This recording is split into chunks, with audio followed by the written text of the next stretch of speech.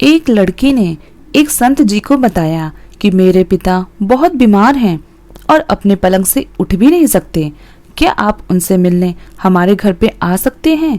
संत जी ने कहा, हाँ बेटी, मैं जरूर आऊंगा। संत जब उनसे मिलने उसके घर पर गए तो देखा कि एक बूढ़ा और बीमार आदमी पलंग पर 2 तकियों पर सिर रखकर लेटा हुआ है, लेकिन एक खाली कुर्सी उसके पलंग के सामने पड़ी है। संत जी ने उस बूढ़े और बीमार आदमी से पूछा कि मुझे लगता है कि शायद आप मेरे ही आने की उम्मीद कर रहे थे। उस वृद्ध आदमी ने कहा, जी नहीं, आप कौन हैं? संत जी ने अपना परिचय दिया और फिर कहा, मुझे ये खाली कुर्सी देखकर लगा कि ये आपको मेरे आने का आभास हो गया है। वो आदमी बोला, संत जी, अगर आपको बुरा न लगे तो कृपया कमरे का दरवाजा बंद कर दीजिए। संत जी को थोड़ी हैरानी हुई, फिर भी संत जी ने दरवाजा बंद कर दिया। वो बीमार आदमी बोला कि दरअसल इस खाली कुर्सी का राज मैंने आज तक किसी को भी नहीं बताया, अपनी बेटी को भी नहीं। मैं अपने पूरे जीवन में ये जान नहीं सका कि प्रार्थना कैसे की जाती है, लेकिन मैं प्रत्येक दिन मंदिर अवश्य जाता था, लेकिन कुछ समझ नहीं आता था।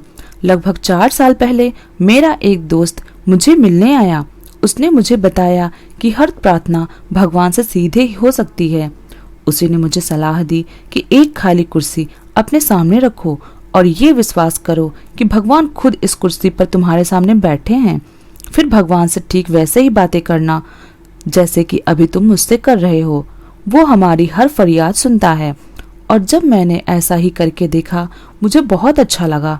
फिर तो मैं प्रत्येक दिन 2-2 घंटे तक ऐसे ही भगवान से बातें करने लगा। लेकिन मैं इस बात का विशेष ध्यान रखता कि मेरी बेटी कभी मुझे ऐसा करते देख न ले। अगर वो देख लेती तो उसे लगता कि मैं पागल हो गया हूँ। ये सुनकर संत जी की आंखों में प्रेम और भाव से आंसू बहने लगे। संत जी ने उस बुजुर्ग से कहा कि आप सबसे ऊंची भक्ति कर रहे हो। फिर उस बीमार आदमी के सिर पर हाथ रखा और कहा, अपनी सच्ची प्रेम भक्ति को जारी रखो।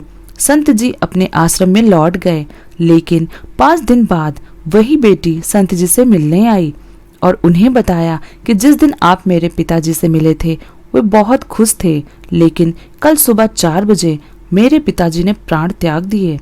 बेटी ने बताया कि मैं जब घर से अपने काम पर जा रही थी तो उन्होंने मुझे बुलाया, मेरा माथा प्यार से चूमा। उनके चेहरे पर बहुत शांति थी, उनकी आंखें आंसुओं से भरी हुई थी। लेकिन वापस लौटकर मैंने एक अजीब सी चीज भी देखी।